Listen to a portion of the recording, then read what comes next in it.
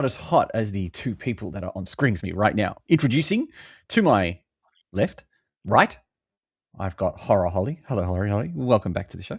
Hello. And underneath Horror Holly, pointing in the opposite direction, was Mr. Midnight. Hello, Mr. Midnight. Hey, good evening. Hello, nerds. Both.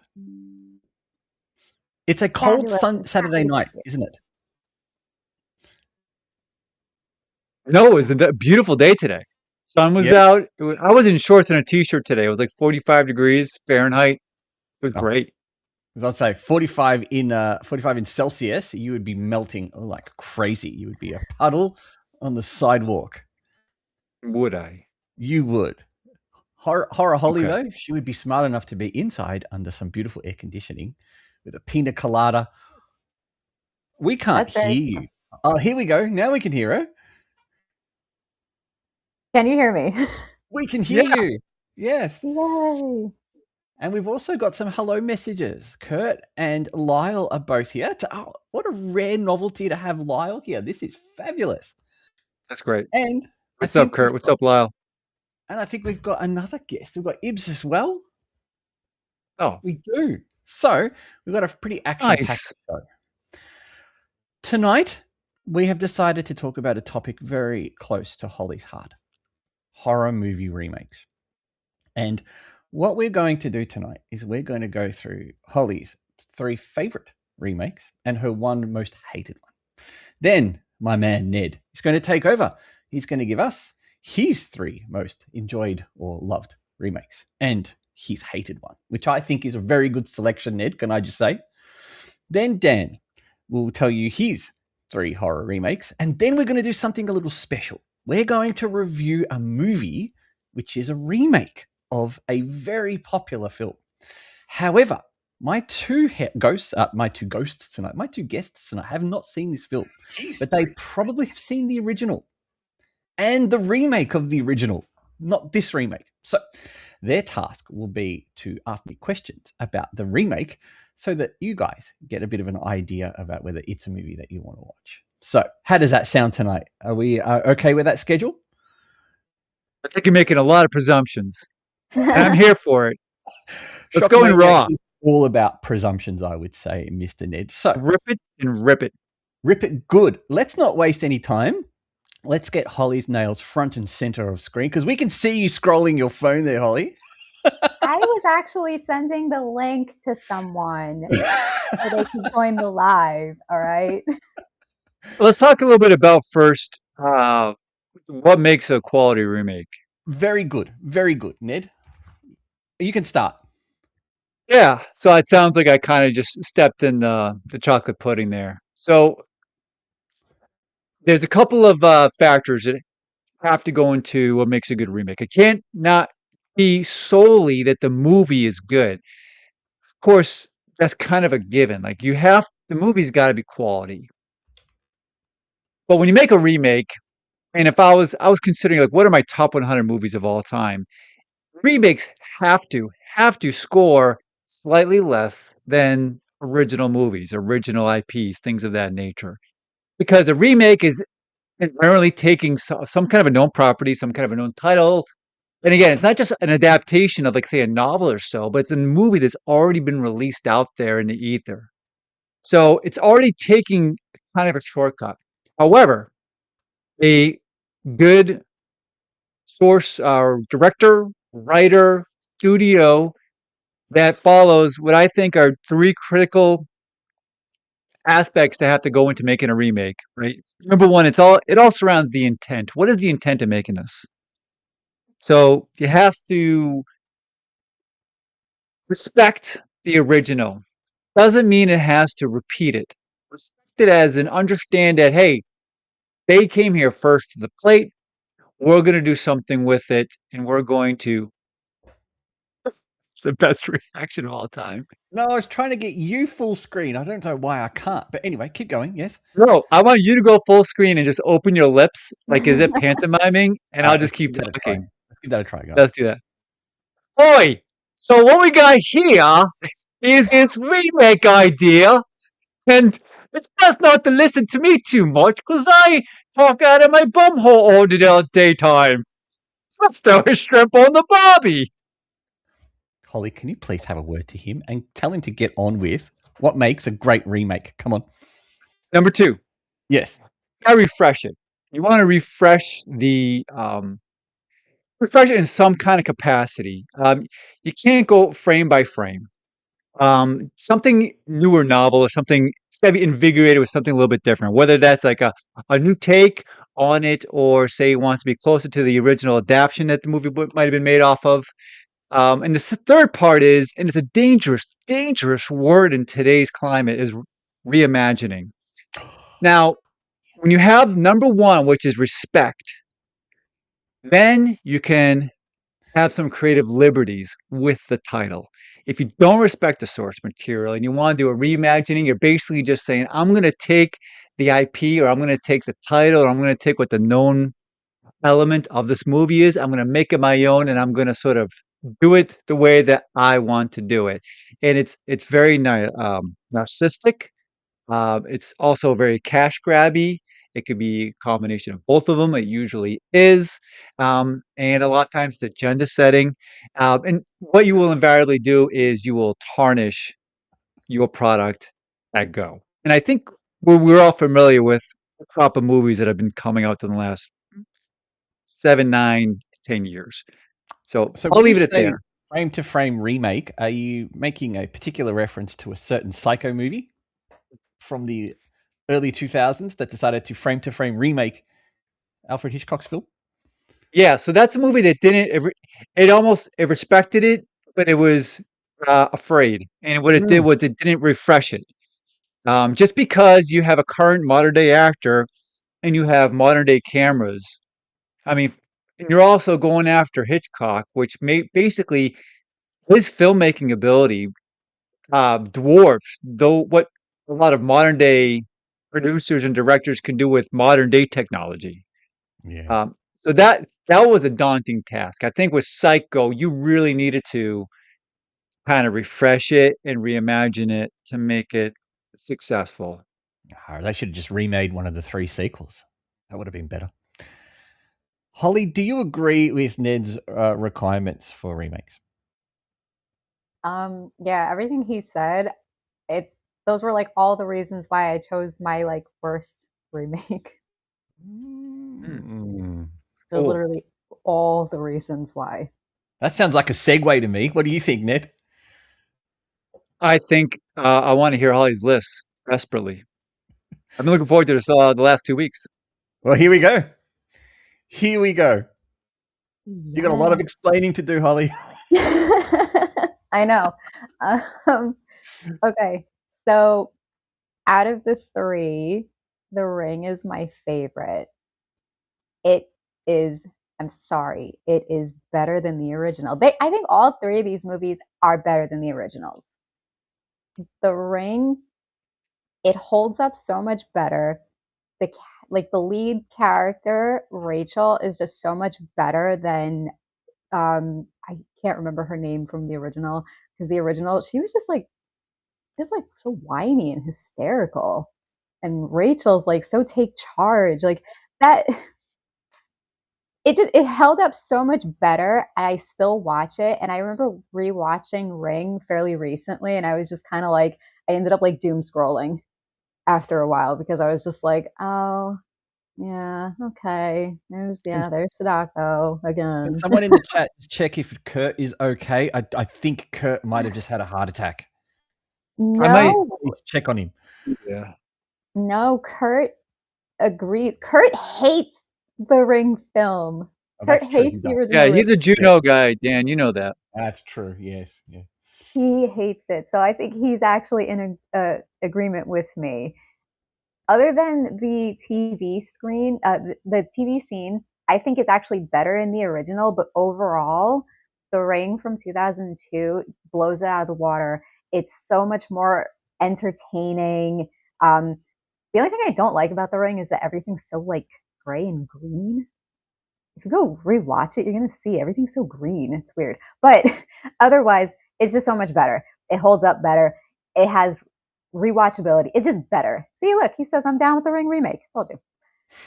So I agree with you actually in some point. I think the American remake of The Ring is actually pretty decent. And I think what it does is it takes some of the ambiguity and the read between the linesness of the Japanese version and just makes it that tiny bit more obvious, which sometimes isn't a bad thing in movies. I'm hating this modern phrase in movies where they expect you to be this intellectual that understands all the subtleness and the nuance in the film. And sometimes I just like to be hit with a brick and be told exactly what's going on. And I think the American version does that without compromising too much. But My it biggest doesn't dislike. over-explain. Sorry? It doesn't over-explain. It's not like Exactly. a huge, obnoxious exposition dump, at least. What I don't like about the American remake of The Ring is that unfortunately it's put the name Samara in the lexicon. And so when people talk about The Ring in, so for example, the J horror subreddit, a lot of times people say, "Oh, and Samara is such a good character." And it's like, well, I think you're mixing up your movies there. Yeah, So she was in that movie. I don't like that Samara has become overtaken Sadako. But anyway, Hills Have Eyes. Please explain. Okay. So I actually only just saw the original like fairly recently because it was made in what, 74, I want to say 73, 74, 77. Anyway, a little bit before my time. Um, I think that it it respects the original enough. It's still like a decently close to the original, but I actually liked the addition of having them not just be like, inbred, like cannibalistic, them being like deformed. I actually thought made it better. I don't know why. Just honestly, the inclusion of having them look the way they do in the remake made it a better movie for me. So it all it did was just improve on what was already there. It didn't change too much, but it didn't, it wasn't like shot for shot and scene for scene. It just added like just this little bit extra, which all in all just makes it a better movie for me. It just comes off more gruesome the way that Ned, it is for me, and Ned, I you like got it better. thoughts?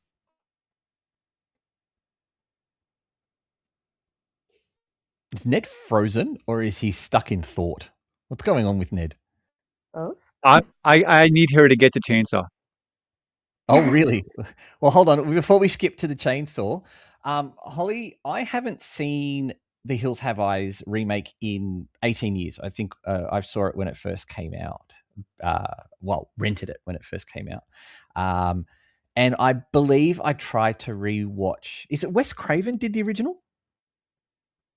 Hills Have Eyes? Yeah, hold on. Great Let me question. look up. Someone, or is it Tobe Hooper? One of the two. Or did Tobe Hooper do the original Texas No, Chainsaw Massacre? Hooper is Texas Chainsaw. That's right. I might be getting confused with my Hills Have Eyes, but I do remember not enjoying the 70s aesthetic of the original Hills Have Eyes. I didn't Well, either. Wes Craven. It was Craven. All right, cool. Yeah. Yeah. So Holly, you got a lot of explaining to do because you're now talking a movie that has Ned's absolute favorite horror movie weapon. Okay. I don't like anybody in the original film. I don't think anybody is particularly likable. Sally is like, okay, fine.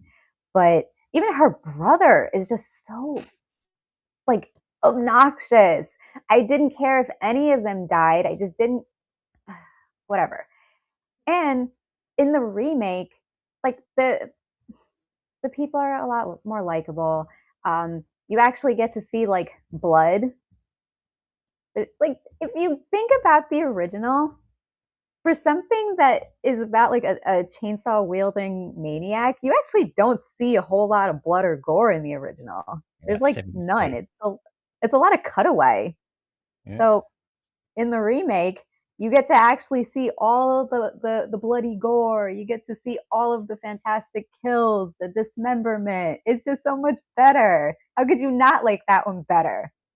And I also think that's the that difference between 70s filmmaking and 2000s filmmaking is that we got rid of the mystery of behind the 70s filmmaking. Also, how could you not like the fact that that chick was screaming constantly throughout the original film? Like, it's all it is. It's a scream track.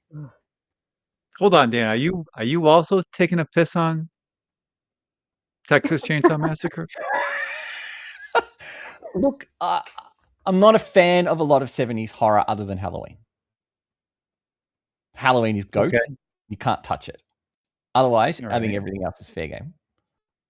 Really, Exorcist is fair game. Oh, okay. Exorcist and Jaws are not fair game, but yeah, the rest. Yeah, the rest Okay. are fine. Wow. I'm sorry, but these 3 movies, they respect the source material. They don't come off cash grabby. They change and tweak just enough without completely changing the story, and they are better than the originals. I said what I said. Ned's about to burst out Yeah, of that that's out t-shirt. there. I'm sorry if you're wrong. Yeah. You can't impregnate that list. That is something else. It's funny, you just made a hot take video. That hot take video is like Play-Doh compared to this list right here. Yeah, I That hot kind of take realized video that. is an iced tea compared to this list. I I wish I'd have looked at it now. Good for you, Holly. I congratulations. Welcome to the You're Out of Your Mind pool. I love it. I think we all need to have these moments of like, for instance, my buddy K2 loving Jason X for no reason. I love Um, snacks. you are now in the rarefied field of um, I disagree with you so strongly. Um, we just defined what made the Texas Chainsaw Massacre so good is that it conveyed so much with just direction like that when he grabs the girl, pulls her in, and that's the most cinematic door slam in movie history when he slides that metal door shut. And you're just like, it ends with such a thud, and then your imagination goes spiraling. Like what made Jaws so amazing was not seeing the shark and what Spielberg was had to do without it. Yet you felt the shark's presence throughout the movie. With Well, Texas Chainsaw Massacre, you just heard a little bit of a chainsaw in the background, and you just imagined what it could do and what it would do to people. And then when you're exposed to all of the family, and you realize that the chainsaw mask wearing guy, he's probably the least crazy out of all of them. Um, and the fact that the final girl gets away and she goes mad, and that the chainsaw dance scene in the credits while she's going away maniacally laughing. Maniacally. Wow. I gotta tell you, I think Texas Chainsaw Massacre deserves this. It's not one of my favorite horror movies, but I think for what it does cinematically deserves a spot on the Rushmore of horror movies. So saying that the remake was that much better is bold take, and I love it. I love it. Keep them coming, please. You've lost 2 fans in the chat, Holly. I think both Lyle and Kurt are both talking about the original. well, then I have something else to say in response to you, Ned. I don't care for Jaws either. And if I'm watching a movie like this, I don't want my imagination to do the work. I want you to show me what he's doing. I don't need my imagination to do the work. If I wanted my imagination to do the work, I would read a book, not watch a slasher film. Where are my pearls? God. I need something to clutch. Oh, and Holy smoke. And when, you know what? Look away, Jaws 50-year edition box set. Look away, steel cassette. Look away, greatest movie poster of all time. And Oh my God. You know what? You're I'm right. gonna get a scotch. I haven't had a drink in a year. I'm getting a scotch right now. The scene of her laughing at the end, it was the best scene because it was done. Roll credits. Holly's getting a little bit gangster right now. All you're going to do now is just click your fingers, Holly. Go on. Listen. Don't worry, Holly. You can rip the shit through Ned's list, okay? Why don't we make her go first? Cheers. Ladies first, Ned. Don't you know the rules? Jeez Louise. Also, I have to this was change my Holly's idea shorts. for a stream, so of course she gets to go first. You get to go first next time because it would be your idea. Wow. Do you have anything else to say about Texas Oh, I Chainsaw? love Brian Cox in The Ring. I thought he was amazing. I mean, yeah.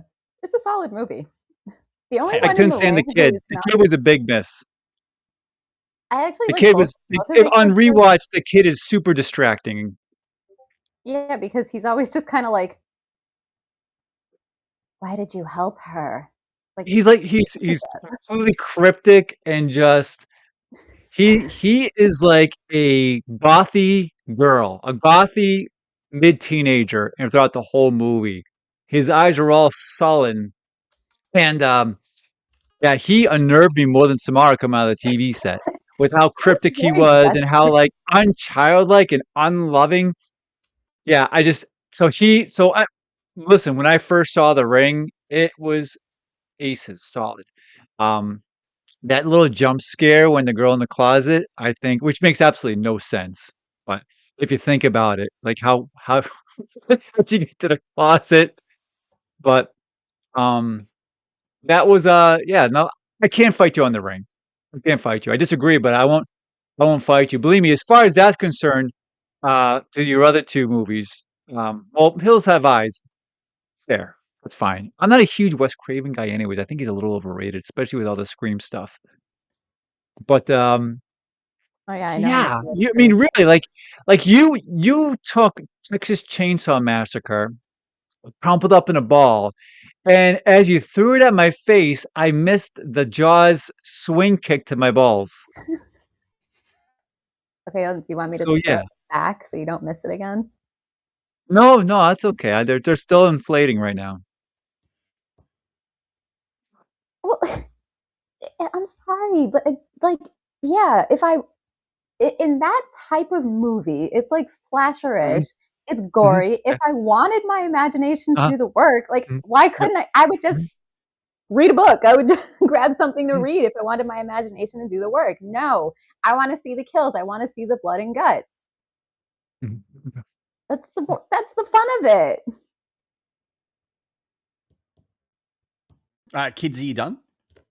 Yes, I yes. I got I got no retort for that level of wrong. I That level of wrong. My level of wrong. It's okay. It's all What? right. I understand. You know, you're a little older than I, so you don't understand the pure genius of early 2000s remakes. You don't appreciate them.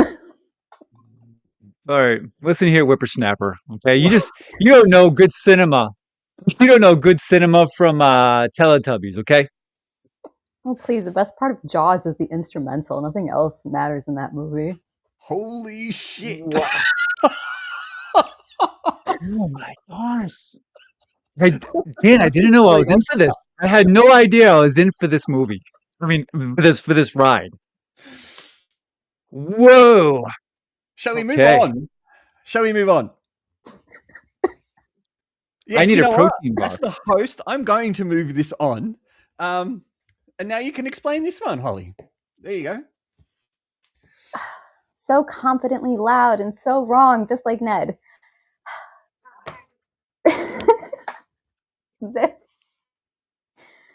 How many shows has Okay. this been, Ned? This is her third show and she's already acting like this?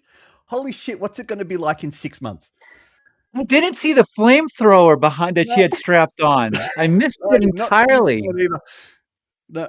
We Oh, were it's just distracted so with all the mic checks, but she was actually gassing up the propane. Well, hey, Holly, you not only turned Ned to liquor, you've got Lyle starting to get pissed too. Look, he's going to go get something to drink. Oh, you guys just going off on me in the comments? Oh, shall I play the world's smallest violin? I feel like we're watching a Anyway. WWE match and you're the heel Oh, and Ned is the Triple H. face.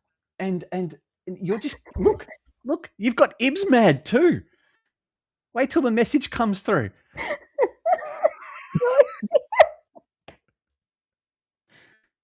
All right, explain Black Friday to Black Christmas to us. okay. maybe I'll win back some people with this one. Okay, so I'm sorry. No, I'm sorry. Okay, so Black Christmas. I think you know what? Okay, I think the original is good in the aspect that you don't see Billy. So there you go. You got your imagination going. You've got your mystery right there. This movie is so comically bad. I actually had to watch a recap of it earlier today because I had actually like blanked this movie from my memory after I had first seen it because it was so bad. Now, I'm very like pro women. You know, this movie is so horrible and man hating. Like, if me, as someone who's just very like pro women, is sitting here saying, like, this is just too much man hating, you know, you did something wrong. It's just so, like, it's so bad. Why? This was what you were saying before. Like, this was cash grab. This was just like you're riding on the coattails of the name. This one was just like, we're just going to push this agenda of all men are pure garbage without actually saying anything else. Also, then what was like the weird, like supernatural black goo shit at the end of this movie? Like, what was this movie? If anybody could actually explain what the point of this movie was other than to like just blatantly like trash every single man alive, then Well, I think you've done a good enough job of that, Holly, in this live stream so far. I was gonna say I was to pro me. woman before this show started. Yeah. no, guys, I swear I'm not that bad. I'm defending the men here. That is ironic, right? After she Yeah. just like literally crushed two at least one pair of testicles and Mm, live stream, she mm, then goes to say this next movie I'm going to talk about is too man hating. mm, It mm, is though. Bit of a It paradox actually, there, Holly. this, you Yeah, know what? This movie is what like people hate about feminism. This this is what people think that feminism is, that it's all just like women who absolutely hate and detest men and all men are garbage. That's what this movie is, and it just makes like all feminists and you know things like that just look bad. Like, mm.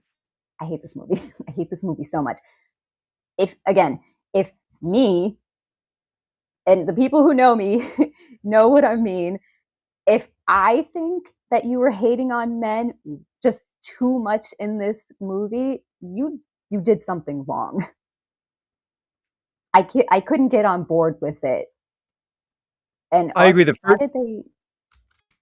No, go ahead. the original movie is not great. It's not bad, and I understand the people that think fondly of it. This movie is a disaster. It didn't respect the source material at all. It did exactly just like you said. It pissed on all of the tenets that should go alongside with doing a remake. I don't even think it was for money. I think it was purely just for studio wanting to put something out there they can get people to go see, they can push a message. I didn't make it through this movie. I'm glad that you did because I kind of like you suffering, particularly after the last 15 minutes. So I suffered, so you know, you're welcome. For not as those much as Dan though. for those watching on YouTube, I've just created a poll in the chat. You please feel free to vote on the poll, and we'll have the answer to that one later. For your sanity, Holly, I don't suggest you look at what the poll's question is, and just continue on with the episode. But so I far, really right now, am a Holly, the poll villain. is hitting at 100% against you. So just saying. Oh well, you know. I'm gonna say this though. Don't stop pissing us off. Yeah, As true. long as it's as long as you're being authentic, I love it. I'm here for all of it.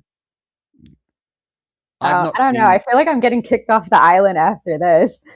Oh no, I Impossible, think you're going to no. be the mayor of the island after this. Yeah. No, you're now Yeah. anchored on it. Mm, I don't think no, yeah, no one's gonna let you get away now. yeah. Oh. Yeah. Well, you know. I've not seen Black Christmas. It doesn't have an appealing title to me. I just don't get how you guys celebrate Christmas in snow. It makes no sense to me. So I'm guessing this is a whole bunch of snow kills, and I'm not.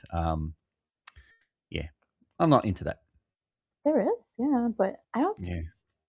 Like I said, I actually like I blocked out so much of this movie from my memory because I remember watching it. I think I did end up having a drink to get through the movie because it was really bad. Um, Also, I don't even think that there's any phone calls happening in the movie. This was just like a remake in title and location, and not even fully location, because I feel like the original was a bit more like claustrophobic. A lot more of it was centered solely in the sorority, whereas in this remake, I think that they end up going like to the fraternity, and that's how they discover what's going on with the weird Mm, now magic black goo cult thing that is making all men evil and, you know, assaulty. I don't want to say the other word. Um, it's Hmm. I just don't I don't yeah the I when I was going through all of the like remakes that I could have possibly put in like the the worst, like I actually I watched the American Pulse last night just to see if I would dislike that more than I dislike this movie, and I still hands down hate this movie more than anything else. mm. It's This just terrible. American's Pulse is going up to skyrocketed levels right now. Listen, American Pulse was like epic compared to this crap. Mm. Yeah, but the So, Japanese Talk about pulse is a load of shit oh. too, though. Well, we all know how I feel about that one now. Well, I don't know. I Yeah. just haven't seen it yet, but Oh I'm wait, yeah, hoping that you you're have on the same page it. with me, where you agree that the Japanese version of Pulse is the most boringest batshit movie ever, and the so-called scariest scene in horror cinema history looks more like a blooper, where a woman slowly walks down a hallway and trips over her own heel while some of the worst music ever mm. plays in the background. And if I have to hear someone say, "Oh my god, it's the scariest scene in cinema," I'm going to fucking die because it's Listen, not. Kurt's gonna start yelling at you now Oh, he can. because He can. It's not scary, Li- Kurt. Anyway, in order to deflect, I'm going to move now to Ned's top three remakes. All right. So I'm going to start off with the headline here. Um, the thing, um, uh, the thing. I want to say from the stars, but I know it's not that. The thing, not beyond the stars. I can't think of the name. I just rewatched it recently. Isn't it the Um, thing from outer space? the thing from outer space. I think that's what it's called. Yeah. So yeah, I watched that for the first time all the way through. I'd seen snippets of it, and my father, when I was young, and I remember there was a sign for Wolfen.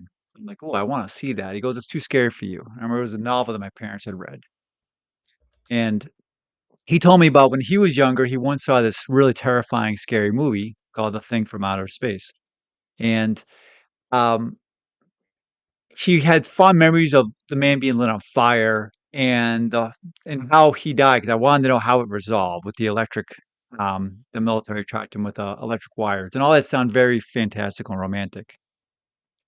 The movie is, incredibly dull.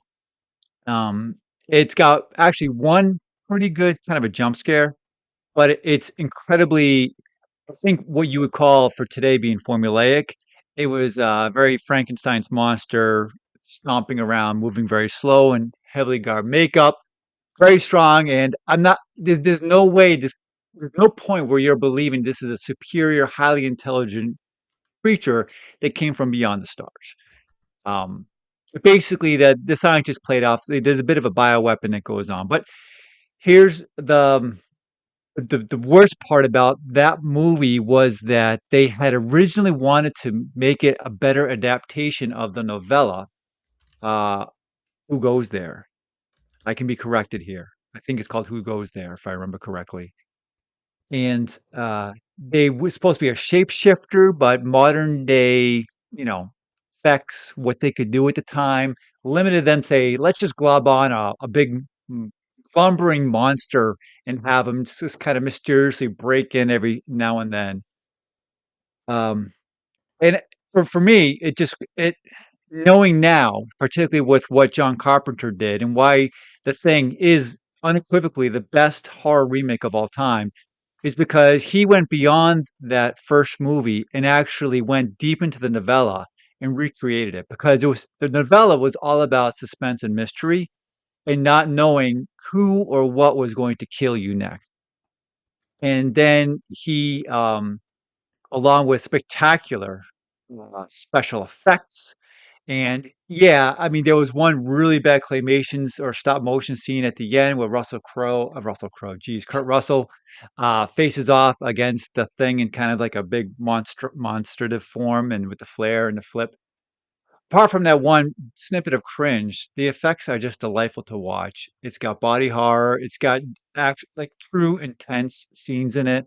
Um, and that whole not knowing who's going to survive at the end and who could be next.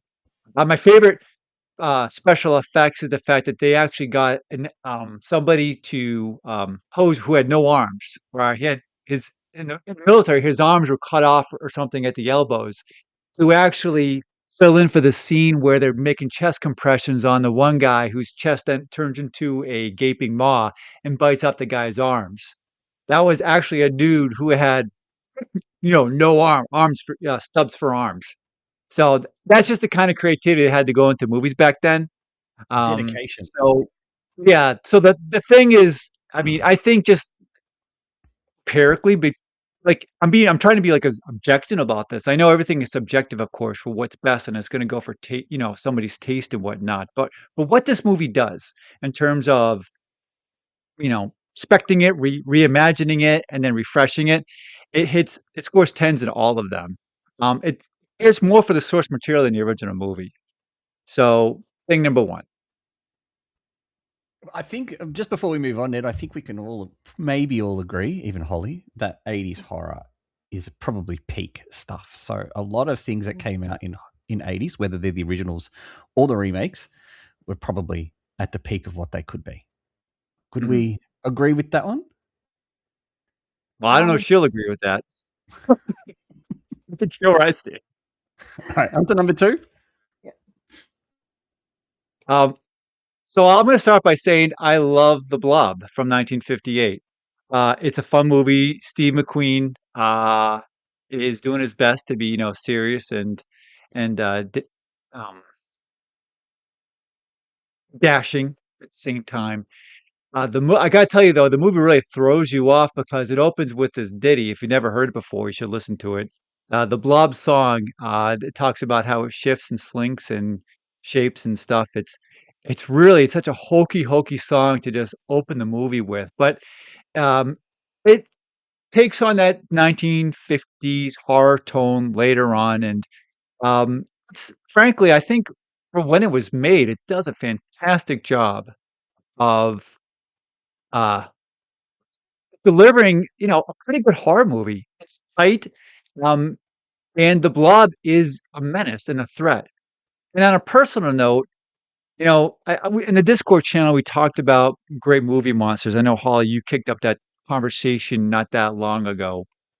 I think the Blob is like really overlooked, probably because it hasn't been put into a lot of different type of movies because it doesn't have a personality, right? It just does what it does. But the idea of this amoeba, this liquid mass that just rumbles and rolls throughout the cities, terrorizing people, and if you touch it, you're dead, right? And it's not like you die instantly. It's not like you're getting a machete in the head.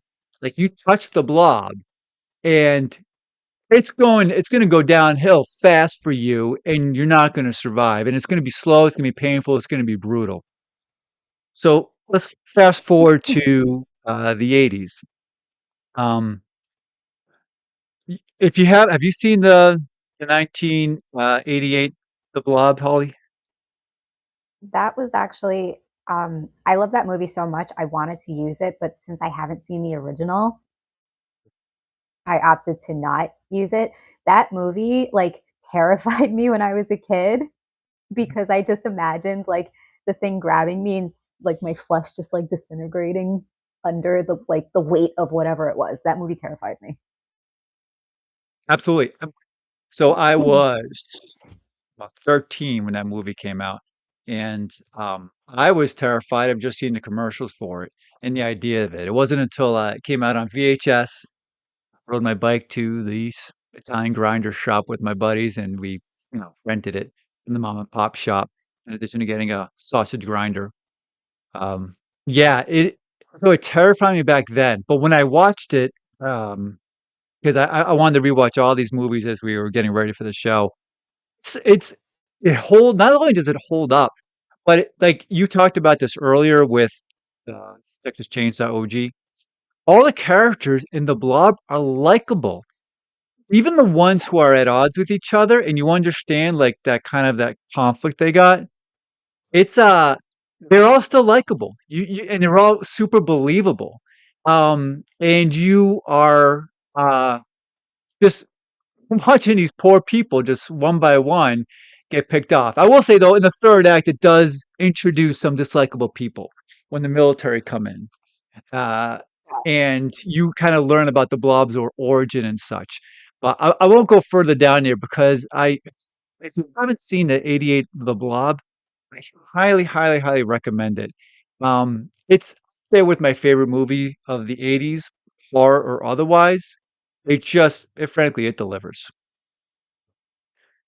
So I know Dan's got some technical difficulties. Yeah. So what I'm gonna do is I'm gonna grab the screen, uh, and I'm gonna go ahead and go to my number 3 because my number 3 I think is going to be a. This is what I think is gonna. I know I'm 100% right on my 1 and 2. Number 3 I think is gonna be kind of a little bit up for debate, Of course we noticed you particularly. were gone, Dan. Let's do view. Let's do slideshow.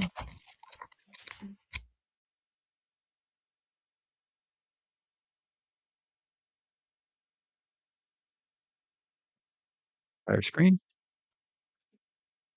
All right. Oh, I went ahead. So I got this guy right here. This Spoiler right alert. here is an unheralded kaiju that deserves more love that he gets. This is Gamera. Gamera is a giant turtle, and he shoots fire from his mouth, and he also can tuck in his legs and shoot fire out of his arms and leg sockets when he's inside shell form and spin into a UFO. It's as delightful as it sounds. In fact, you can see right here in the 1967 poster for Gamera Oh, versus yeah, Gaios. There he is, zooping around and flying. Now we talked about our Godzilla movies, horror movies. So the 1954 Gojira is unequivocally a horror movie. Um, it was meant to realize the terrors of nuclear war and when man messes with weapons of mass destruction, because not just the creation of Godzilla, but it introduces a scientist who makes the oxygen destroyer, and it's a weapon that's so terrifying that he refuses to give out how he made it, and they decide that the only way they're going to defeat Gojira is with this mass weapon. And his only caveat to using the weapon is that he sets it off. So he deliberately dies, kamikaze style, with the weapon underwater with Godzilla, so that the secret of the oxygen destroy dies with him. Fast forward to yeah. Gamera, 1965. Um, that was also a horror movie. Even in 1965, the effects did not really improve from 1954 Gojira. Um, But they did the best they can, and they launched a lovable kaiju that, just like Gojira in the Showa era, became more and more campy. Let me take you to the '90s. I said 19. It was 1988 when Gamera Guardian of the Universe came out, but that kicked off of a trilogy of refreshed and slightly reimagined Gamera movies. Gamera Guardian of the Universe, both is kind of a new origin story, and also he fights Gaios, which was the fourth Gamera movie from the OG. So that's why I have both of those movies here. And it just basically does what a remake should do. It respects obviously the original. It refreshes it, not just with a new paint job, but it makes it more visceral. Like people die in all the Gamera movies. Like you see them die. And in the Gamera Guardians of the Galaxy, and particularly in the later two movies, you see the people like die bloodily. You see blood smears and splatters and such. Um, I know Godzilla bleeds in some of those shows, but it's really silly. But in these ones, like Gamera, you can tell he gets hurt, he gets cut up, he gets beat badly in a lot of these movies. So I think where I'm going to, well, for sure, this is a superior movie to its originals. So from a remake standpoint, unquestionably a better movie. Where I understand some people might want to fight with me is in the line of horror genre. But there, I presented my case. Hello. I'm sorry, who's this? Oh, yes, I'm back. Okay, good. Now, I don't have control of the presentation anymore, Ned. Do you? I do. How? I took the screen, my friend. All right, good. Okay, well then you can be the boss for the rest of the show. Now, the good thing is I was watching you guys still on my phone, so I managed to at least capture most of what you guys were talking about. Thanks to your slides, Ned, when I went to click next slide, my computer crashed. Thankfully, the stream kept going, and so that's good. So welcome back, Dan. Thank you for at least one person noticed. I thought it was a 90. Thanks, Lyle. That was a carryover from the Blob that year. So it's not 88, it's 95. I thought it was in the 90s. I was almost convinced it was. So it's just a bad edit. Hey, my producer. But I'm not here to fact check. That's your job. If I was fact checking, then Holly's list wouldn't have made it. All right. So I'm here for it. Does anybody want to come at me for my list? Can I be honest with you, Ned? Please, I want you to be honest. I haven't seen a single one of these movies. So I agree with you. You haven't seen The Thing? Don't think so. I've seen Nosferatu though, but yeah, no. My gosh. Okay, well, you're going to love The Blob. Watch it. I promise you'll love it. Is that like an attack because I'm fat? Now it is. I like Holly's giggle there. Like, yeah, he is fat. Of course he's going to like it. No, yeah, you would love it. Trying to get over the fact that you said you haven't seen The Thing or The Blob. Blob I can get. I'm not surprised you haven't seen The Blob. The Thing that's shocking, man. Because when I was younger, The Blob was like constantly on like the cable channels. Like I used to just like be scrolling and like, oh look, The Blob is on. Like I don't understand. Oh well, obviously you're in a different country, but I forgot about that. But I just don't think that there's an excuse for that. At least The Thing, like, come on. Look, in fairness to Australia, we only got cable TV like late 90s. And even then, there was only 2 movie channels. It took ages for us to get actual movie channels. So, that's my evidence. Ned, go to your hated one, because I think this is a perfect selection. All right. Yeah. So this is on my list, and it's not because I revere Nosferatu, but the vampire, when Dracula in particular, and Dracula is by leaps and bounds the most reused IP. Well, it's really not an IP anymore. It's open source horror character in movie history. And Nosferatu, belongs, even though they call him Count Orlok. Um, the Bram Stoker account sued uh, the creators of Nosferatu for copyright infringement, and but Nosferatu skirted it. Um, I don't pretend to know the details of that, um, but it's pretty much, with the exception of the appearance of Count. It's almost kind of like step by step a Dracula story, yeah, complete with the ship, which is escaping me at the moment. The Someone hit me up in the chat. They made a movie out of it, which is also terrible. I can't think The of the one that title. just came out like a year ago. Yeah, come on, Lyle, you got it. Give it to me, Lyle. Yeah, Lyle. No. Uh, so now let's fast forward to Robert Eggers' 2024 movie. Um, you know what? Put a tack in that. There were some other movies that were close contentions. Um, One movie I almost considered for my top remakes because of the original did such a disservice to its original source material, and that is Frankenstein. Um, Mary Shelley's novel is quite arguably the greatest horror novel of all time.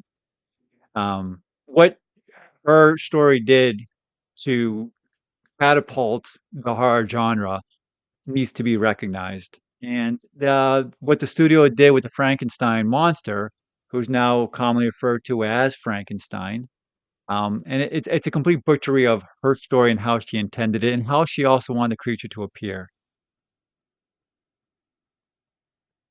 Now let's go to Nosferatu, which, Dementor is the name of the ship. Lyle yes, said. See, the Lyle Dementor. comes through. I knew Lau would come through. Mhm. Um, the 2024 version of Nosferatu, uh, basically, Edgar's does what he does exceptionally well, which was to create atmosphere and tone. And that he hits a home run with it. Particularly the cinema experience that I got from Nosferatu was amazing. Now, if I had just sat in a movie theater for an hour and 45 minutes, just with that foreboding music, tone, settings, if it was just a wallpaper of just cinematography with actually no actors in it whatsoever, just roaming through darkened streets, forests, and castles, and hearing ominous music and booming undertones and such, that would have been a far better movie than this was. Because the actors and the fact that it was a complete regurgitation of the Nosferatu story, essentially, um, ruined this movie. When you take a movie and you go frame by frame almost, and yeah, you deliver it with a freshening of the atmosphere and what you could do with all of the technology and with the IMAX cameras and such like that. And then he puts American actors with British accents in Germany. It's almost like he tied on one running sneaker on his right foot and a high heel on his left foot. At least he didn't race swap one of the characters. I'll give him It, that. sure, sure. Um, the casting of Lily Rose Depp has to be considered one of the greatest miscastings in recent memory. Oh, She I reckon uh, Sherry Moon in every movie that she's in probably will outdo her. she But yeah, makes keep no, going. she makes Sherry Moon basically Meryl Streep. Uh, she is. I think. I mean, has she ever been good in anything?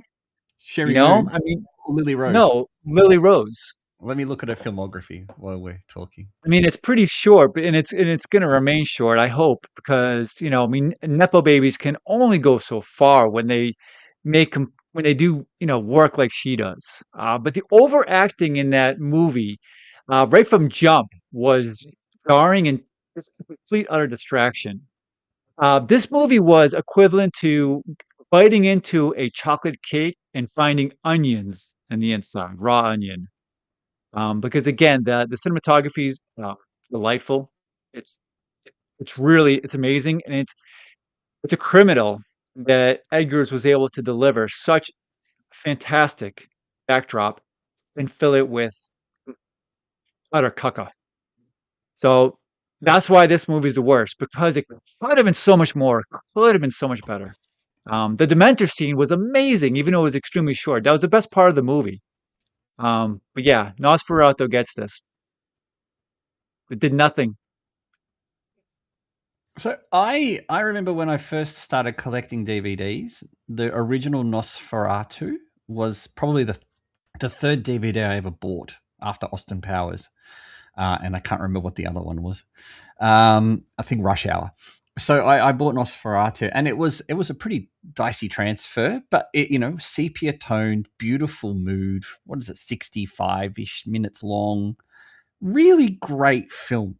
I thought the original German one, title cards instead of dialogue, additional, replacement music because it's a silent film. It relied on shadows. Shadows is just phenomenal in that film. This remake, I made it 45 minutes in and I stopped. I couldn't take any more of this. We've got the technology now, so we're just going to try and make everything look realistic. And maybe that's what I liked about the original Nosferatu. It's not realistic in the slightest. It's pure fantasy.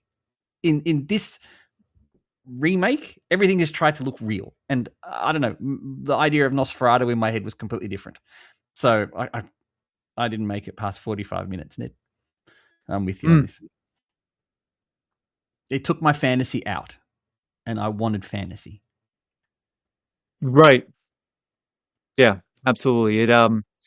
It pulls you in, and then it like immediately hits the ejection button. Like right when I got comfortable, it's the air conditioning all of a sudden goes out, and next thing you know, like the lights go off in the house, and it's just And then you just run when I upstairs got sunk it in there. the front door, right?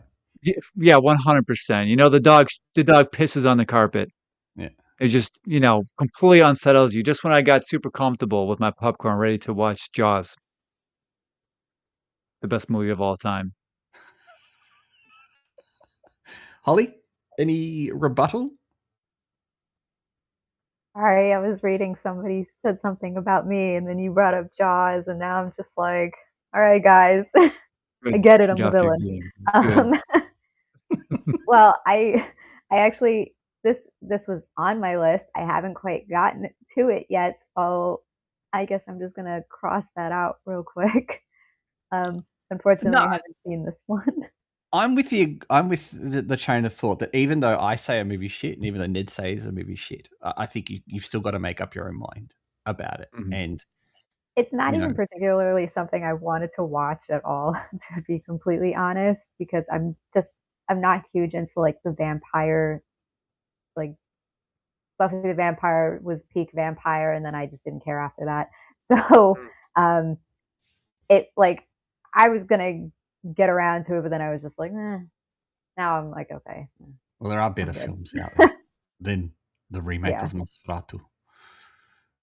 Like we got way better movies, like Texas Chainsaw Massacre 2003, that I can rewatch instead of this. All right, Dan, what do you got for us? Oh, we'll go to the next slide. Oh, I don't have a next slide. I grabbed my list. You're going to take the screen over. Right, so that's how you did this. All right, then. Okay, so give me a second to go with it. But just going to go on the caveat that Dan has possibly one of the worst memories of anyone. And the reason that Dan does this YouTube channel stuff thing, Mabob, is that so that he can try and remember the stuff that he watches and sees. So the problem is I just don't remember stuff. And so I can watch a movie and go, that was great. And then a couple of weeks later go, have I seen that? Really? I don't remember that at all. Like Samala all over again. It's what? It's like Samala all over again, that you like trash talk so bad. And then you're like, wait, I gave it 3 ghosts. Yeah. Well, and I still think you need to watch Samala, because I reckon I was pretty harsh on it. Okay, so when it comes to Dan's top three, so let me get this right. Now we move that across there and click that. Yay, here we go. Dan's memory was really struggling to think of remakes that he enjoyed. And then while I was in the shower this morning, I thought, holy shit, I really loved Satan Slaves. Really, really, really, really loved Satan Slaves. So, in fact, mine was a list of one film, and it was just Satan Slaves. And I have seen the 82 original, and I've seen the 2017 remake. And while the 82 original is the original, it's super campy and it's super cheap, and it's very typically Indonesian. 2007's version, when Yoko Anwar took the reins of the film, is what you would probably want from a horror film. It has the mood, it has the atmosphere, it gets rid of all the camp and just tries to creep you the hell out. And I think he has achieved it perfectly, to the point where he's made a sequel plus a second movie, a third movie, which is coming out soon. Now, fun fact about Satan's Slaves is that the movie is so popular in Indonesia and has become such a cult icon that the location where the movie was shot, which was about an hour and a half out of one of the capital cities in Bandung, has turned into a museum. And it is a 24-hour museum that you can turn up to at any time. The cost is 10,000 rupiah, which is the equivalent of $1 Australian or about 65 American cents. You can go and visit where this remake was shot. They have all the locations there, the graveyard, the house. They've filled it up with actual ghosts, mannequins, plaques, screenshots, behind the scenes footage. Like, it is a full on museum. And from what I have seen of people who visited there, it is probably one of the best horror attractions in the world. And so it is on my list to go there. So Satan Slaves will always be my best and most favorite remake. I heard Kurt ask, what the hell is Dead Space? Now, I don't think this is a great movie, but I think it's better than the movie that it is remaking. And it's on this list because I find it absolutely hilarious. And anyone who knows me knows that this is a Chinese remake of A Nightmare on Elm Street, the remake of the remake. So in the world of Inception, it's the third level in DiCaprio's dreams. What I like about this is that it has a very student vibe. It's probably only made for a couple $100. They took Freddy out and replaced it with a character who looks exactly like Joker, and you can see him in the poster in the background there. But he still has knives for fingers. They kind of toned down the whole PDF file angle that the remake went for, but it's still alluded to that he is a bit of a kiddie fiddler.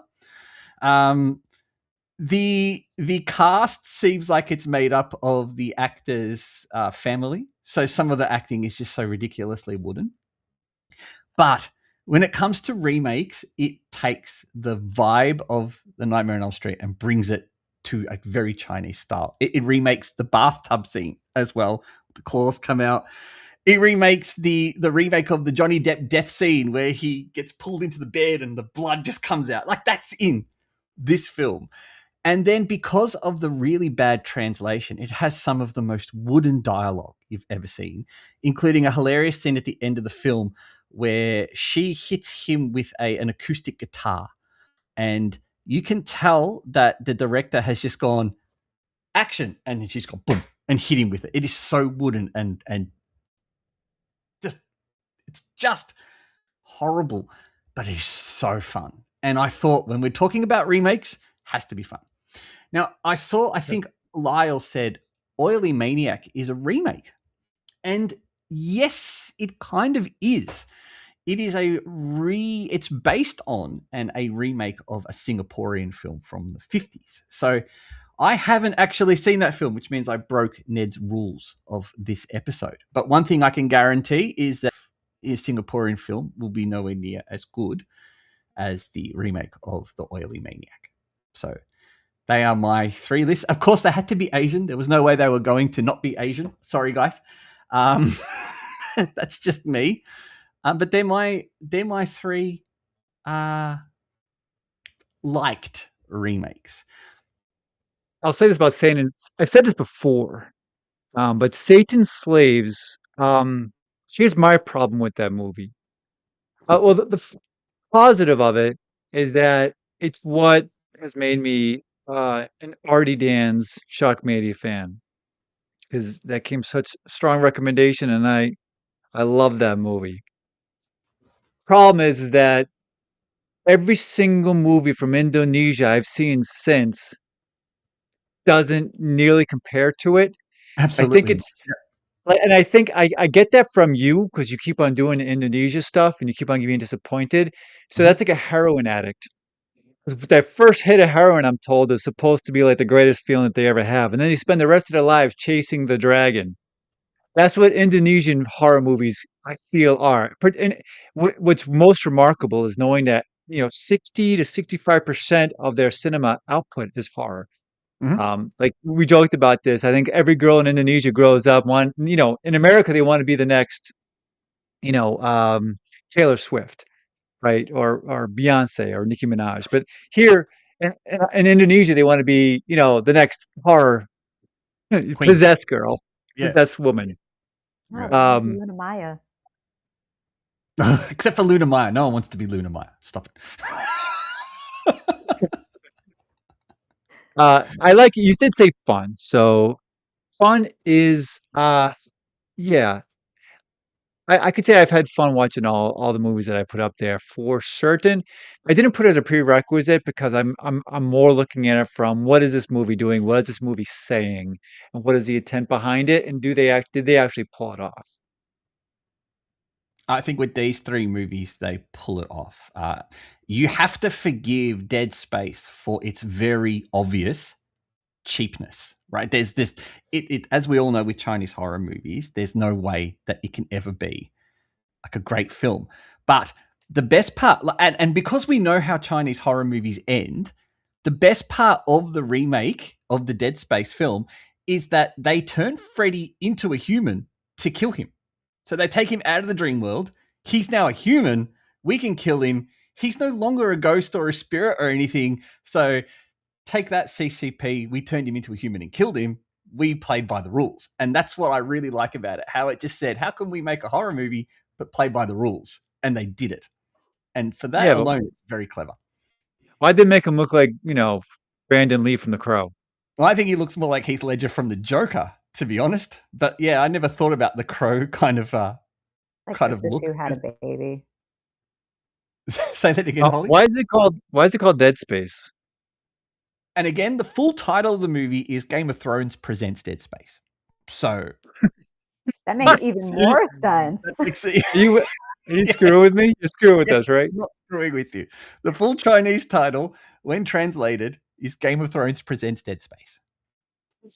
Oh, that's amazing. Yeah, but you'll only ever see the movie called Dead Space anywhere where you Game of Thrones Sopranos presents. Dead Space Wow. with the Joker from Batman. K-pop Demon Hunters Dead Space. and look, have either of you seen Oily Maniac? I saw your review. Yeah, I reviewed it. Well, you've talked about it on reviews for sure. Okay, yeah. Have you've seen it, Holly? No, I haven't.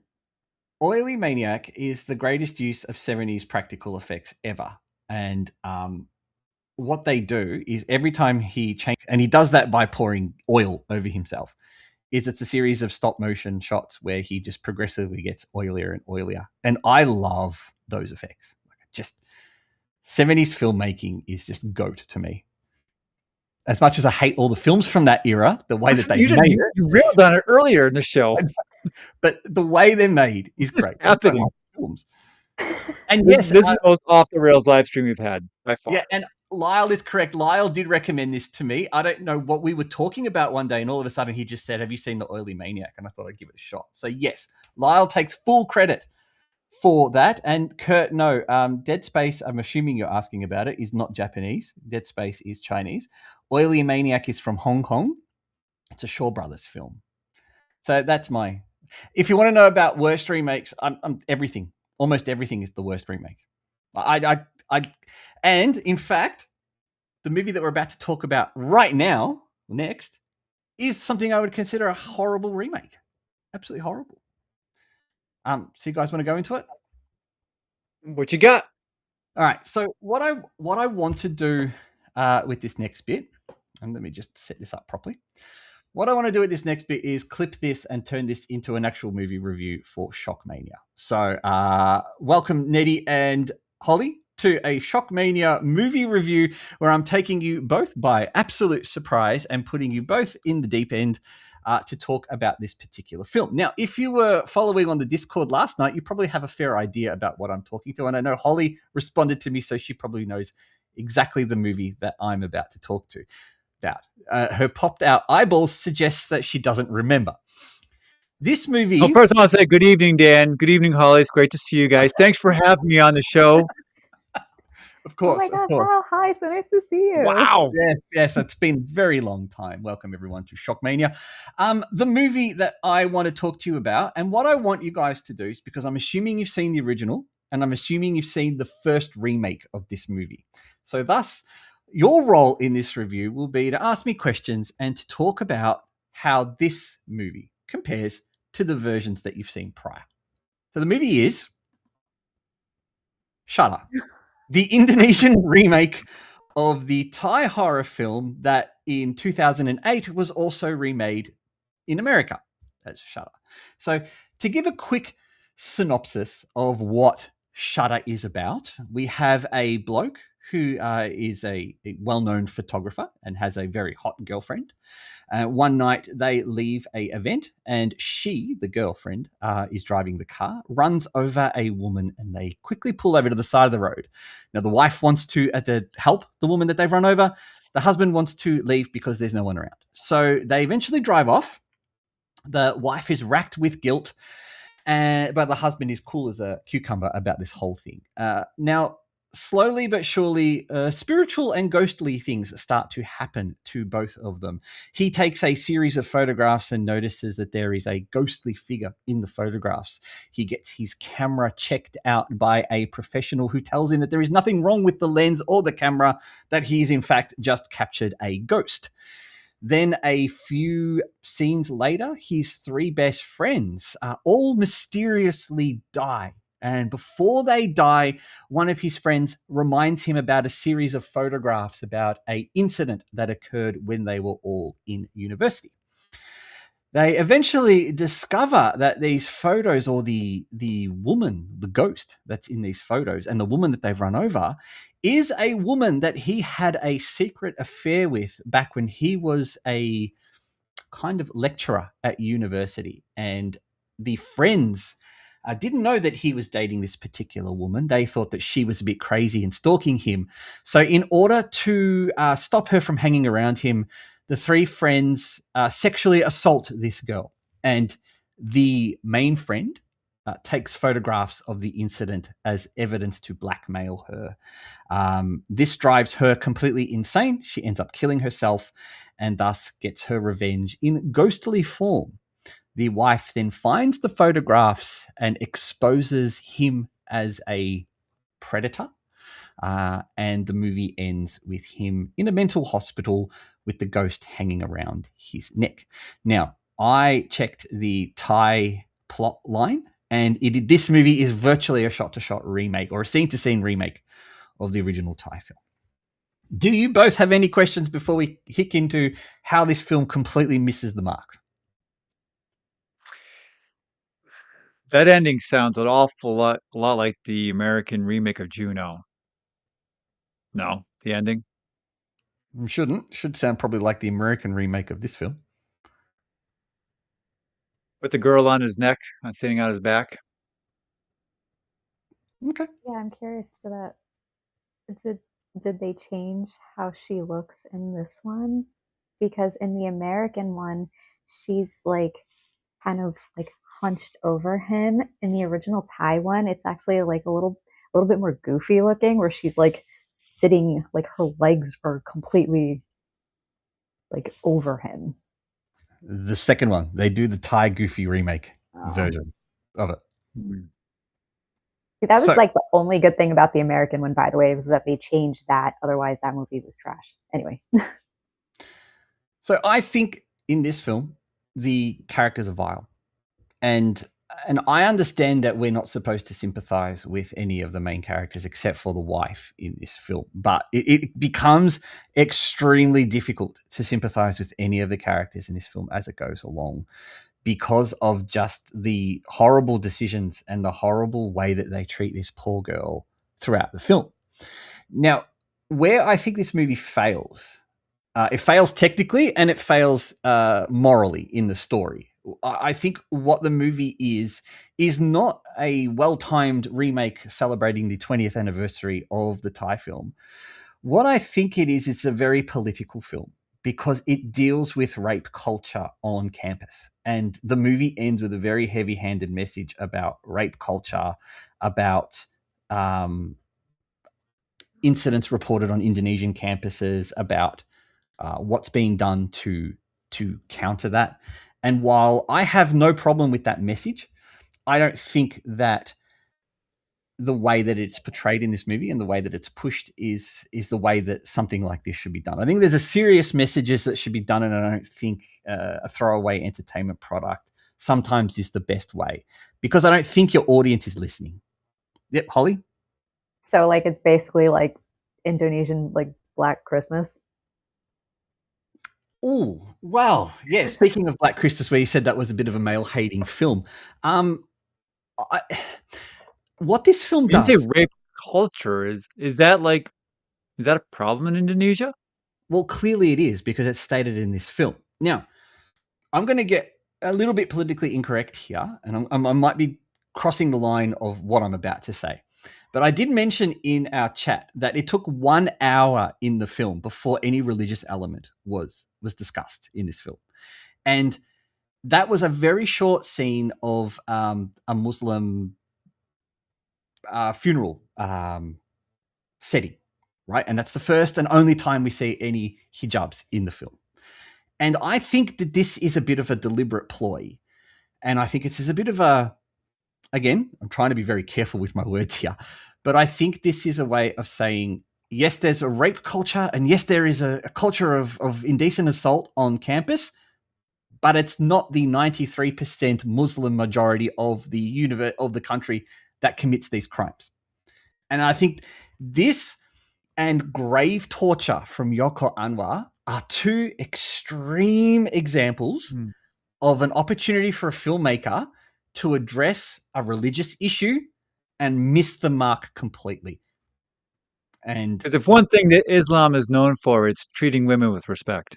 And again, I don't want to make such an incendiary comment like that, but I think that's a known concept. I know. Nothing can get more incendiary on this show than taking a dig at Jaws. But continue. So I think that, and this is why I'm saying that the message was heavy-handed, in that you're not showing what is potentially part of the cause. Now, I'm not making an excuse for rape culture at all, but there is clearly something Sorry, I won't argue with you either. Yeah, I think it's That's something. not a debate we're going to be having on this show, Dan. I think we finally arrived at the one topic we have consensus on this stream.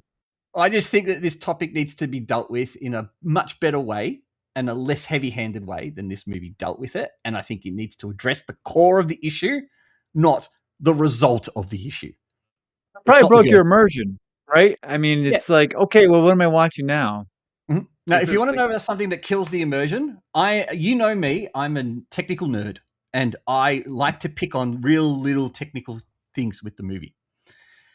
There is a dark room in this house. The dark room is right next to the kitchen. I don't have a problem with that, right? But anyone in the universe who's ever used a dark room knows that you have a secondary room in between every other room in the house and the dark room. You have a separate room. And the reason for that separate room is you can open the door, all the sunlight can go in, the light can go in, you can close the door, get it pitch black, and then you go into the dark room. And the reason you do that is just so you don't ruin any of the photos that you're trying to develop by exposing them. Thanks for walking me down that road. I appreciate the Yeah. hand holding on there. Thank you. In this film, the dark room has a door that opens up into a very bright kitchen that people constantly open up. And all I'm sitting there is thinking is every one of your photos is getting ruined every time you open up the fucking door. Close the door. So you talk about breaking immersion, Ned. That broke my immersion. That you cannot I have. love it. It's happening. I love it. All the things happening in the movie, and that's what he's focused on. See, like, the "You're movie was so horrible. messing That's up what I your think. photos." Yes. I agree. I'll see anything, the slightest little thing can completely derail me from a movie if it's especially when it's like a detail that any like competent person, like who's doing the quality control, how did they miss it? Like when they have a scene and they have a fire in space. Like, okay, I don't at this point I don't really care what the movie does from here on out because that was fucktarded. Yeah. It's hard to get over fucktard, when something's A great fucktardness word. in there, it pulls on you, it gnaws on you a little bit. I think we talked about Weapons. Weapons has 2 huge plot holes in it, but it did just enough to keep me pulled into it, not breaking the immersion. Yeah. But yeah, when you have to, like, look at, like, where how did this get on the make it past the cutting room floor, right? And what it also shows is that no one's really paying attention to what they're talking about because this movie's about a dude that's been developing photos. He knows the We should rules probably of have someone developing who's got photos. some photo experience on the Yeah. set, or at least behind the scenes. Yeah. The other thing that I thought I found a very interesting take of this remake was that the original was made in 2004, and it's about a guy who uses proper film stock photos, uses negatives. DSLRs back in 2004, well, they existed. They weren't that fantastic. But we live in an age now where everyone carries around a DSLR quality phone, a camera on their phone. I don't believe for a second that most people would be wanting to use film stock cameras, B, that they're not using their mobile phones to do everything. And so thus that scene where the 3 guys are assaulting the girl and they force him, his name's Darwin in the movie, by the way, which I absolutely love that he's called Darwin. He is forced to take photos with a DSLR when those guys would probably just film the whole thing on their mobile phones. Doesn't make any sense to me either. Like, the 2004 film had a reason. Things were done for the time frame. We're in 2025. No one's shooting anything on a film stock camera anymore. They're all So the movie is the movie's current. It's modern day. yeah, it's more modern day. So Okay. How many this how would many be Indonesian like photographers have a dark room in their room in 2025? Holly? so this would be like if you wanted to remake like The Ring now, and you still decided to use a VCR and VHS as opposed to modernizing it for today's audience, But which to is be Perfect. fair, and I believe it's the Sadako is it Sadako versus Kayako? They find a videotape, a VCR, kind of as because they're looking for a tape because they know that they're looking for a tape, so they kind of just stumble across it. They're not.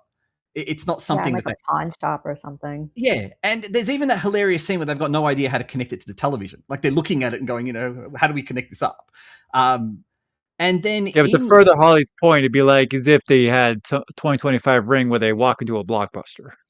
well, yeah, and Sadako DX handles that by now making the tape online. So they've actually thought of that. It's an online tape now, which we all know if it was online, everyone would be dead in the universe because everyone would have watched the Ring by now.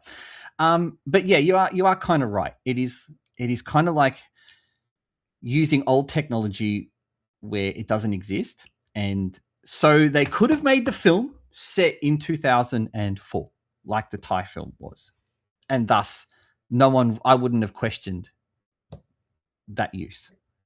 But Now, you made a very interesting point. Everybody in the world would be dead if they had watched it. Let me give you, for instance, if like so, how powerful is Samara? Like if say, I don't know, Gamera watched the movie and was watching a TV set, would Samara take him down? I'm going to go with Sadako to start with. Listen, buddy, What about the chat? What does the chat I'm think talking about about me? the German version. Sadako versus Gamera. Come on, guys, let's go. Let's figure this out. Um, That's a good question. well, because Gamera wouldn't be able to answer the phone to hear her say 7 days to him. But I don't think that that makes you like excused from getting the curse just because you can't Yeah, answer do you the just not phone. answer the phone? Can you avoid it the whole time? I'm What if your pretty mother sure what if your somebody mother answered does the that. phone? Yeah. I'm pretty sure somebody does that in one of the movies. Like I think Noah in the first movie, I think in the American one, he doesn't answer. And he still got. Like, Yeah. so I don't think that really I don't think it works like that. How would she kill Gamera? That's what I wanna it doesn't really show how she kills anybody, right? She just scares him to death? That and she chokes them. It's like I think they explained it as like heart failure or heart attack or something, and then for some reason that makes their face all like warped. Yeah. Um, Mhm. I think in like what is it in the books for Sadako? It was like some kind of like smallpox or like some weird crap like that. I don't know. Uh, Well, That'd be anyway, to more fun finish off though. the review, I for like me, Lyle's comment. to You finish know, off would the bleed a review, lot. using my Bleeds a patent lot pending every ghost movie. rating. Hold on, you two. Hold on, you two. Finish off my review. The patent pending ghost rating, which stands for Great Horror Stupid Trash. I will give Shudder, the Indonesian remake, 2 ghosts, only because 1 ghost is always exclusively reserved for the utter shit of cinema. And this is not the utter shit of cinema. This is just a badly thought out and unnecessary remake. That's just a step up from utter shit. It's a step up from utter shit, but still not that fantastic. I don't think. But And you grade too much on a curve, man. You don't like to go to one ghost. there's no science in this grading. What I do like about the film is that they used Polaroid cameras, and they gave this great excuse that a Polaroid cannot be faked, which I need to fact check that, but I did like that line in the film. I Hmm. think that that's used in like the other films as well. That the Polaroid can't be faked, and that's why they use it at some point later on in the movie. And like, I think that's also a rule in like Premonition as well. So maybe there is something to that. Yeah, I think there might be something to that, and yeah, and again, they use the Polaroid a lot in this film as well, which is nice. But again, it's not exactly a thing that you can go everywhere. Like I know our local Kmart's have started selling Polaroids just for the hell of it because it's kitsch and niche, and Mhm. 18-year-olds probably like the idea of having Polaroids, but Yeah, I've got one upstairs somewhere. So Dan, this is your worst remake. Is it because you love the 2004 Thai or the American version more that this one disgraced it, or is this movie just a terrible, terrible watch? the second one, Xylophone. Xylophone. Oh, come on, Do there's no you Simpsons fans here. Look I at also Hollywood. Fuck Simpsons. You know what? Okay, no. For the record, when we were talking about the Blob earlier, all I thought about was like the Treehouse of Horror episode where Homer becomes the Blob. Told you, Just fat saying. guy thing. well played. Yeah. I gotta take a run at your list right here too, because you're heralding this as the worst remake of our remake show. Oh, it's the worst remake of this month. Okay, because you gave it 2 ghosts. Yeah, because I told you one ghost is reserved for very shit Chinese films. Well, And one ghost should probably be reserved for what you would call the worst of something, you know Is what? I right? it don't I mean, like better that's your or the logic. worse very than the definition of American one. one? I don't like your logic. I'm not here for logic. If we were talking I've about been logic, picking that up all show. sorry? I've been picking that up all show. Yeah, well, we would have booted Holly ages ago if we were talking about logic for bagging out Jaws. All right. Well, right now you guys are going toe to toe in the not for logic pool. So Holy shit, I've gone to that level. I mean, no, no, no, That no, no. level You're is not fun going to here. that level. No, but you're stepping. You're getting into the water. Listen, she is. You are dipping your toe in the illogical hot tub. She is underwater. It's fun here. You must defend yourself, Holly. Come on. Just keep swimming, okay? Like, I'm having fun here. Clearly. Oh, Oh, you guys are funny. You guys are funny. So look, I think the Shutter. If you were going to rank the 3 Shutter remakes, this Indonesian one would come up as third. The American one, by default, would come up as second because at least it was made in a time when it was still believable that everything was happening. And of course, the original almost every time is the best, except for Ned's 3 examples, where the originals certainly not as good as the classics, and in fact, even Holly's was exactly the same. Although we can debate about the Texas Chainsaw Massacre. And what was the first one you picked, Holly? It ring. was The Ring and The Hills Have Eyes. The Ring. Yeah, yeah. The Ring's fighting words. I honestly do believe them's fighting words. Wow. They're all better. You know, I want to debate with you, Dan, because Texas Chainsaw Massacre. I mean, come on. No, you can Huh? debate with me because there's a very good chance I haven't seen anything that you guys are talking about, and I'll just be like, Have I you not seen believe the that original from the Texas Chainsaw Breakfast Club. Massacre, Dan? "Oh, hold on." You both spoke at the same time. Holly, go first. I said I believe that from the last time when we were talking about the Breakfast Club. See, see. Now, Ned, your comment.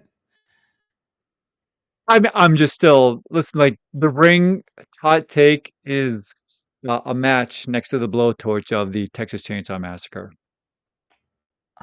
You know what? The more we go on, Holly, the more I'm going to go with you on the Texas Chainsaw Massacre and the fact that I think I wanted to see some blood and gore too. Man, you're waist deep now, buddy. Uh, That I thought, that that toe. You know what you did? You just slipped on a bar of soap walking in, and you just went right into your butt, waist deep in that water. wow, how's that for a visual? Yeah. Yeah, I'm picturing it. On that note, I hope everyone has enjoyed this Saturday night with us. I've had a lot of fun on this Sunday morning. It is so humid here. I'm sweating and I'm red like a tomato. So my apologies for looking like a sweaty person on screen. Thank you for allowing me to rant on Shutter. I'm a bit disappointed that I didn't get any kind of thoughts from either of you two about the original on it, but I did give you no notice, so that's to be fair to you both.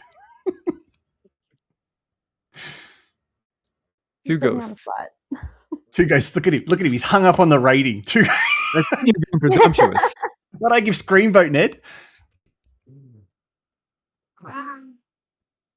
Come on, Ned. What I give Screenboat? I do enjoy this. I enjoy the fact that you and I have such div diverging tastes of movies.